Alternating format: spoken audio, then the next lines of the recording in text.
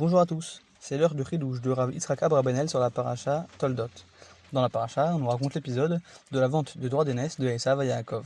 Tout commence par Yaakov qui prépare un plat de lentilles, et Esav qui rentre de la chasse et qui demande Arlitenam Adam Adomazé, verse-moi de ce rouge-là, qui aïef anochif parce que je suis fatigué. Et le pasuk précise Alken Karachemo Edom, c'est pour ça qu'on l'a appelé Edom. La plupart des commentateurs ont compris qu'on a appelé Esav Edom à cause de cet événement-là qu'il a appelé un plat de lentilles rouge. Selon Rav Yitzhak Abrabenel, cela paraît très peu probable d'appeler tout un peuple, toute une nation avec le nom de Edom à cause juste d'un tout petit événement sur un surnom qu'on a donné à un aliment. Mais plutôt, le peuple s'appelle Edom parce que Esav était roux. Et là, en fait, le pasuk ne parlait pas de Esav. C'est marqué Aliteina Adom Adamazé, verse-moi de ce rouge-là, Kayef Anochis, que je suis fatigué, parce que Esav était fatigué.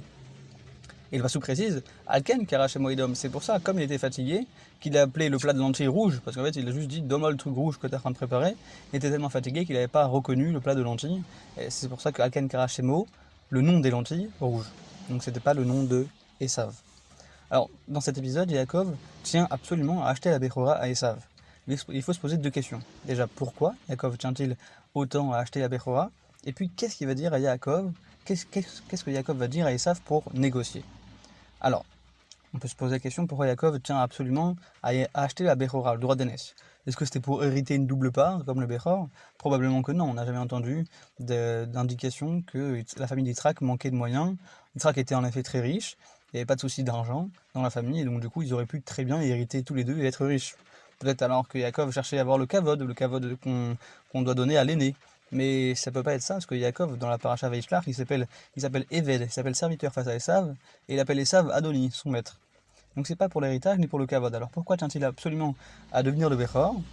En fait, c'est pour être le successeur des promesses qu'Hachem a fait à Abraham, les deux, Ve'iti lahem lelokim, je serai pour eux un Dieu, les arachai tenaret, et pour ta descendance, je donnerai la terre.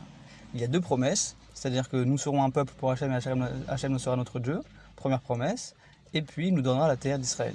Cette promesse-là, il l'a faite à Abraham, puis il l'a renouvelée auprès de Yitzhak. Et là, il allait aussi la refaire à son descendant.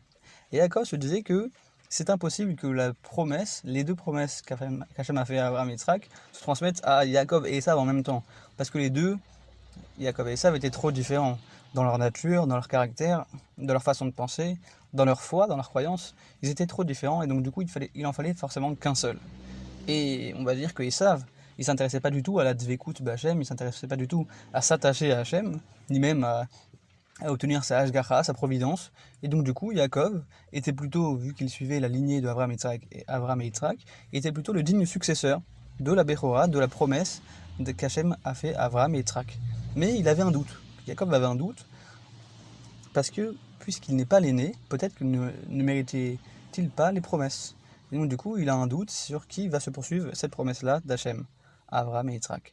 Alors ce qu'il a fait, c'est qu'il a acheté le droit d'aînesse pour mériter cet attachement à Hachem, cette alliance, pour la mériter de façon logique et de façon naturelle. Il voulait la mériter non seulement de par son caractère, mais aussi de par le fait qu'il soit l'aîné. Et puis, on ne peut pas dire que c'est vraiment une arnaque, puisqu'en fait, il a proposé à Esav, et Esav n'était juste pas intéressé de garder ce droit d'aînesse, de garder cet attachement à Hachem, et donc il a tout simplement légué à Yaakov. Alors, qu'a dit Yaakov pour négocier? Alors, il a dit les phrases suivantes. Il a dit que normalement, un Bechor, un aîné, c'est celui qui prend soin, qui prend la place des parents, qui prend la suite des parents. C'est celui qui se charge d'eux dans leur vieillesse, c'est celui qui se charge des petits frères, bref, il aide à tenir la maison. Mais toi, Esav, tu chasses toute la journée, t'es dans les champs, t'es dehors, tu traînes dehors, t'es tranquille. Et c'est Yaakov, c'est moi le petit frère, qui fait à manger pour les parents et qui fait à manger même pour toi. La preuve, tu me demandes des lentilles.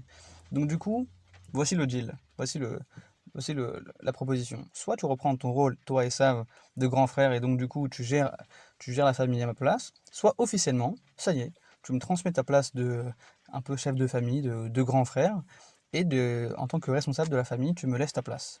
Et donc il a demandé Michera Kayom, vends-moi comme aujourd'hui, Kayom comme aujourd'hui où j'ai fait à manger pour les parents. Donc vu que c'est moi le responsable officieusement, bah vends-moi ce titre ou même officiellement. Et Esav répond, en effet. Alors, c'est vrai que je préfère largement rester dehors. Je suis pas comme vous, Abraham, Yitzhak et Yaakov, rester assis sur un livre toute la journée. Moi je veux une vie trépidante, je veux plein d'adrénaline.